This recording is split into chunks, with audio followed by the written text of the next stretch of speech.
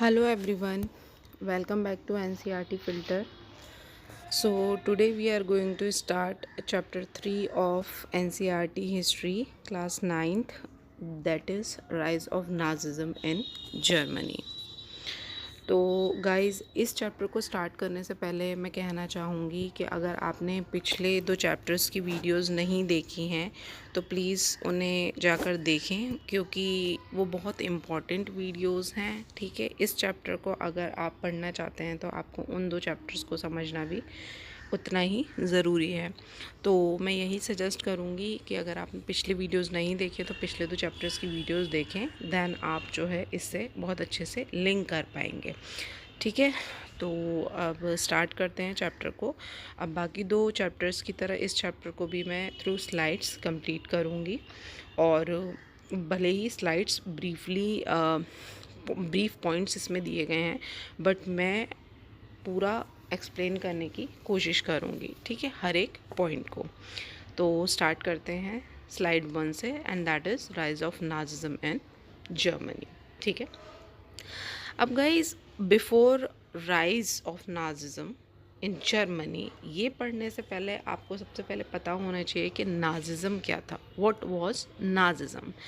तो गाइज़ अगर आपको याद हो तो मैंने पिछले 2 चैप्टर्स में सर्टेन आइडियोलॉजीज़ के बारे में आपको बताया था। ठीक है, बहुत सी आइडियोलॉजीज़ थी जो कि यूरोप में स्प्रेड हो रही थी, या फिर कह सकते हैं यूरोपियन कंट्रीज़ में स्प्रेड हो रही थी। For example conservatism, liberalism, nationalism, socialism. So those were the ideologies in which people believe. ठीक है, तो अब हम बात करेंगे ऐसी ही एक और आइडियोलॉजी के बारे में, एंड दैट वाज नाजिज्म। तो अब यहाँ पर आपको पता चल गया कि नाजिज्म क्या थी। ये भी एक तरह की आइडियोलॉजी थी। आइडियोलॉजी मतलब कि एक तरह का आइडिया जो कि लोगों के अमंग स्प्रेड किया जाए। ठीक है, मतलब इतना स्ट्रॉन्ग बिलीफ हो कि जो है लोग उसको इतना मतलब अपने अंदर ग्रास्प कर लें, इतना होल्ड कर लें अपने अंदर कि फिर लोग उसी के अकॉर्डिंग काम करने लगे और उसी पे बिलीव करने लगे। तो एक तरह का आप बोल सकते हैं ये बिलीफ था, ये एक आइडिया था। ठीक है, तो राइज ऑफ नाजिज्म। तो नाजिज्म क्या थी? एक आइडियोलॉजी थी। ठीक है, अब ये किसने स्प्रेड की थी इसके बारे में हम पढ़ेंगे। ठीक है, अब एक आइडियोलॉजी है तो कोई तो पर्सन इसके बिहाइंड रहा होगा जिसने ये स्प्रेड की होगी। ठीक है, ऐसे खुद से तो आ नहीं जाएगी कोई भी आइडियोलॉजी, राइट।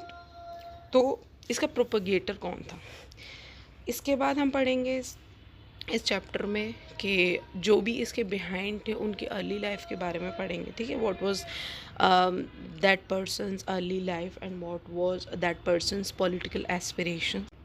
फिर उसके बाद आप पढ़ेंगे कि उनका अपॉइंटमेंट एज अ चांसलर। ठीक है, तो इस तरह के और भी टॉपिक्स हैं जो कि आप इस चैप्टर में पढ़ने वाले हैं। ठीक है, तो मैं यही कहूँगी अच्छे से ध्यान दे के पढ़िए, और जहाँ भी किसी भी पॉइंट में अगर कोई प्रॉब्लम आती है तो आप कमेंट के थ्रू मुझसे पूछ सकते हैं। तो स्टार्ट करते हैं। Nazism emerge in Germany following world War first. ठीक है, अब गाइज आपसे पूछा जा सकता है कि नाजिज्म किस वक्त किस दौरान स्प्रेड होगा। ठीक है, तो इसमें आपको एक जो है इम्पॉर्टेंट डेट याद रखनी है, और वो डेट हो जाएगी किसकी? वर्ल्ड वॉर फर्स्ट की। ठीक है, तो यहाँ पर आपको जो है पता रखना है कि वर्ल्ड वॉर फर्स्ट कब हुआ था, ये डेट आपको याद रखनी है। तो गाइज यहाँ पर हो जाएगी डेट 1914 टू 1918, जब आपका वर्ल्ड वॉर फर्स्ट होगा। So this is the date of World War first. तो इस दौरान आप देखेंगे कि नाजिज्म भी स्प्रेड हो रहा था, या फिर कह सकते हैं इमर्ज हुआ था जर्मनी में। The country face severe economic hardship and political instability. अब जाहिर है आफ्टर द वॉर क्या होगा, हर कंट्री में ही ऐसा होता है कि पॉलिटिकल इंस्टेबिलिटी या फिर इकोनॉमिक हार्डशिप्स जो होती हैं वो क्या हो जाती हैं, वो कंट्री फेस करती है। ठीक है, This fertile ground for extreme ideologies like Nazism led to its rapid rise. But ऐसा जर्मनी में नहीं हुआ था। जर्मनी में भी पॉलिटिकल इंस्टेबिलिटी हुई थी, बट उसको बहुत जल्दी उसमें जो है सुधार आ गया था। उसकी जो स्थिति थी, जो कंडीशन थी जर्मनी की, उसमें बहुत जल्दी सुधार हो गया था। किस वजह से? Through the extreme ideology, for example Nazism की वजह से। तो लोगों ने नाजिज़म को फॉलो किया था, और इस थ्रू दिस नाजिज्म आइडियोलॉजी जो जर्मनी थी वो एक फर्टाइल ग्राउंड बन गया था, ठीक है। और एक जो है आप तरह देखेंगे कि यहाँ पर एक तरह से रैपिड राइज होगा जर्मनी में, ठीक है। अब किस तरह से हुआ था, ठीक है, किसके थ्रू हुआ था, कैसे हुआ था, तो ये सब हम पढ़ने वाले हैं आगे चैप्टर में। तो आ जाते हैं नेक्स्ट स्लाइड पे। Adolf Hitler's early life and political aspirations. अब अर्ली लाइफ पढ़ेंगे, ठीक है, अडॉल्फ हिटलर्स। अब आप समझ ही गए होंगे कि जो नाजिज्म आइडियोलॉजी थी उसके पीछे जो मैंने कहा था कि कोई तो पर्सन रहा होगा बिहाइंड दैट आइडियोलॉजी, तो वो पर्सन कौन हो जाएंगे, अडॉल्फ हिटलर हो जाएंगे। इनके बारे में आपने सुना भी होगा बहुत, शायद ही कोई होगा जिसने अडॉल्फ हिटलर के बारे में नहीं सुना होगा, ठीक है, कि बहुत गुस्सेबाज थे, बहुत ये थे, इन्होंने सेकेंड वर्ल्ड वॉर करवा दिया था, ठीक है। तो बहुत कुछ आपने पहले से इनके बारे में सुन रखा होगा। So he was the person behind the ideology of Nazism in Germany, ठीक है। तो इनकी अर्ली लाइफ के बारे में पढ़ लेते हैं। तो गाइज हिटलर जो है वो बॉर्न हुए थे ऑस्ट्रिया में, ठीक है। अब बहुत से लोग इससे जो है वो करेंगे कि जर्मनी में जो है वर्ल्ड वॉर फर्स्ट हुआ था, जर्मनी में जो है नाजिज्म स्प्रेड हुआ था, तो इट मे बी पॉसिबल के जो हिटलर थे वो भी जर्मनी में पैदा हुए होंगे, बट गाइज ये सही नहीं है, ठीक है। Hitler was born in Austria, ठीक है, and was a struggling artist before joining the German workers party. और जब तक इन्होंने जर्मन वर्कर्स पार्टी ज्वाइन नहीं की थी उससे पहले ये एक स्ट्रगलिंग आर्टिस्ट थे, ठीक है। स्ट्रगल कर रहे थे कि किस तरह से कंट्री को जो है एक स्टेबल बनाया जाए, किस तरह से कंट्री में स्टेबिलिटी लाई जाए, ठीक है। तो he was working on that. तो सेकंड पे आ जाते पॉलिटिकल एस्पिरेशंस। अब इनकी पॉलिटिकल एस्पिरेशंस क्या रही थी। He became a charismatic leader drawing on Germany's nationalistic sentiments and desire for revenge after world War first, ठीक है। इनके अंदर एक बहुत अच्छी लीडरशिप क्वालिटीज़ थी बचपन से ही, ठीक है। तो आप कह सकते हैं ये एक चैरिज्मेटिक लीडर की तरह उभरे थे बाद में। Drawing on Germany's nationalistic sentiments, ठीक है, डिज़ायर फॉर रिवेंज। अब एक वर्ल्ड वॉर फर्स्ट में बहुत सी जो भी कह सकते हैं आप किलिंग्स हुई थी, जो भी एग्जीक्यूशंस हुए थे, जो भी लॉस हुआ था, ठीक है, उस सब का ये रिवेंज लेना चाहते थे। तो ये इनकी एक पॉलिटिकल एस्पिरेशन थी। एक तरह से आप कह सकते हैं कि बचपन से ही इनके अंदर एक ये चीज़ बैठ गई थी कि मुझे जो वर्ल्ड वॉर फर्स्ट में जो भी लॉस हुआ है, ठीक है, जो भी किलिंग्स हुई हैं उन सब का बदला लेना है, ठीक है। तो इनके अंदर एक नेशनलिस्टिक सेंटिमेंट्स बचपन से ही थे, तो ये आ जाएगा इनके पॉलिटिकल एस्पिरेशंस में। देन हो जाएगा राइज टू पावर, ठीक है। अब ये पावर में कैसे आए। Hitler's captivating speeches and promises of restoring Germany's greatness resonated with the public, ठीक है। अब एक तरह से आप कह सकते हैं ये चीज़ याद रखिएगा कि हिटलर जो थे वो बहुत अच्छे ऑरेटर थे। ऑरेटर का मतलब क्या होता है, ऑरेटर, ठीक है, क्या होता है ऑरेटर का मतलब। ऑरेटर का मतलब आप कह सकते हैं कि द पर्सन जो कि बहुत अच्छा बोलता हो, ठीक है, कोई पर्सन जो कि बहुत अच्छा बोलता हो इन द सेंस कि उसकी जो बातें हैं वो जो भी बोलता है उससे लोगों पर डायरेक्ट इफ़ेक्ट हो, ठीक है। लोग बहुत जल्दी क्या हो जाएं, अटैच्ड होता है उसकी बातों से, उसकी जो थिंकिंग है उससे, ठीक है, या फिर मतलब बहुत ज़्यादा एक तरह से जो अफेक्ट करे लोगों की थिंकिंग को, ठीक है। So he was a very good orator and promises of restoring Germany's greatness. अब इन्होंने बहुत सी जो स्पीचेस दी थी जिनमें कि इन्होंने लोगों को इंश्योर किया था कि ये जो है अगर लोग इनका जो है साथ देते हैं, लोग इनको सपोर्ट करते हैं, तो ये प्रॉमिस करते हैं कि ये जर्मनी को बहुत जल्दी रिस्टोर कर लेंगे, ठीक है। और इस चीज़ से लोग बहुत ज़्यादा इन्फ्लुएंस हुए थे। तो अब ये गुड ऑरेटर तो थे ही, प्लस इन्होंने बहुत प्रॉमिसेस किए थे लोगों को कि हम बहुत जल्दी जो है ये जो सिचुएशन है, वॉर्स लाइक सिचुएशन चल रही है जर्मनी में, इससे हम बहुत जल्दी बाहर आ जाएंगे अगर लोगों का सपोर्ट मिले। तो इस तरह से ये क्या करेंगे, अपनी एक पार्टी क्रिएट करेंगे जिसको बोला जाएगा नाजी पार्टी, ठीक है। तो इस नाजी पार्टी के ही थ्रू जब बहुत ज़्यादा मेजॉरिटी में ये पीपल गेन कर लेंगे तो आगे चलकर आप देखेंगे कि ये एक पावर में आ जाएंगे, ठीक है। इनकी जो पार्टी होगी वो एक मोस्ट पावरफुल पार्टी बन जाएगी in Germany. Okay, next slide पे आते हैं। The Nazi parties consolidation of power, ठीक है। अब नाजी पार्टी जब पावर में आई तब क्या हुआ? Propaganda. The Nazi party used effective propaganda to spread its message and control public opinion. अब आप पहले देखेंगे कि प्रोपेगेंडा का मतलब क्या होता है। इसके लिए आपको ये पता होना चाहिए प्रोपेगेंडा का मतलब क्या होता है, ठीक है। तो प्रोपेगेंडा गाइस आप एक तरह से देख सकते हैं कि एक तरह से कोई बिलीफ आपके अंदर बिठा दिया जाए, ठीक है। एक प्रोपेगेंडा यूज़ करना, जैसे कि मैं हूँ, मैंने कोई पार्टी बनाई, ठीक है, मुझे लोगों का सपोर्ट चाहिए, तो मैं क्या करूँगी, एक प्रोपेगेंडा जो कि कोई चीज़ हुई भी नहीं है, मतलब हुई है, समवॉट हुई है, बट उसको मैं बहुत एक्सट्रीम लेवल तक बनाकर एक तरह से आपके अंदर बिठा दूँ, आपके दिमाग में बिठा दूँ कि ऐसा हुआ है, ऐसा हुआ है। तो कुछ टाइम बाद क्या होगा, जब इसी चीज़ को बार बार बोला जाएगा तो आप उस चीज़ पर बिलीव करने लगेंगे।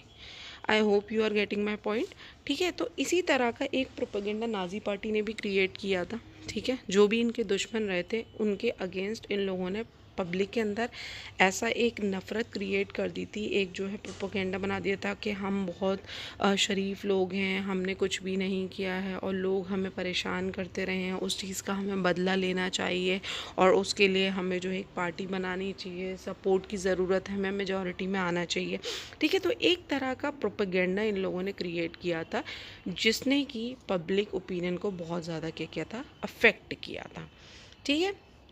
तो नेक्स्ट पे आ जाते हैं वायलेंस एंड इंटिमिडेशन। अब बिसाइड प्रोपेगेंडा इन्होंने क्या किया था, बहुत से लोग थे जो कि इन लोगों के सपोर्ट में आ गए थे, बट बिसाइड्स आप देखेंगे कि there were many people who were in the opposition also, जो कि इनको जो है अपोज करेंगे, जो कि इनके अगेंस्ट होंगे, ठीक है। तो उनके साथ क्या किया जाएगा, अब जब बातों से नहीं मान रहे हैं तो फिर बोलते नहीं है लातों के भूत बातों से नहीं मानते, तो वही चीज़ यहाँ पर थी कि अब जो भी सपोर्ट में आ गए तो वो ठीक है, और जो नहीं सपोर्ट में आएंगे, जो भी पॉलिटिकल डिसेंटमेंट क्रिएट करेंगे, उनके साथ क्या होगा, उनको एग्जीक्यूट कर दिया जाएगा या फिर उनकी किलिंग्स होगी, ठीक है, या फिर उनको ऐसे ट्रीटमेंट्स दिए जाएंगे जहाँ पर वो खुद ही चुप हो जाए, खुद कुछ भी ना बोलें, ठीक है। भले ही सपोर्ट में ना हो बट अगेंस्ट में भी मत रहो, चुप रहो। तो ये ट्रीटमेंट भी चलाया जाएगा थ्रू नाजी पार्टी, और ये आप लास्ट वीडियो में मैंने कवर भी किया था, ठीक है। पॉलिटिकल डिसेंटमेंट आप उसके थ्रू भी समझ सकते हैं कि जो भी अगेंस्ट होता है, जो भी अपोज करेगा किसी भी पार्टी को, उसको क्या किया जाएगा, उसको या तो एग्जीक्यूट कर दिया जाएगा या फिर उसको ऐसे स्पेशल ट्रीटमेंट दिया जाएगा कि वो खुद ही कुछ नहीं बोल पाएगा। जो आपने मे बी आपको याद हो, मैंने पढ़ाया था आपको लास्ट वीडियो में गुलाग्स के बारे में, ठीक है, जहाँ पर कि फोर्स लेबर, लोगों को फोर्सली लेबर बना के एक तरह से स्लेव बना के रखा जाता था, ठीक है। देन आ जाते हैं नेक्स्ट पे, exploitation of fear. Fear of communism and economic instability fuelled public support for the Nazi party. अब इन्होंने क्या किया, एक तरह का फियर क्रिएट किया था अमंग द पीपल, ठीक है।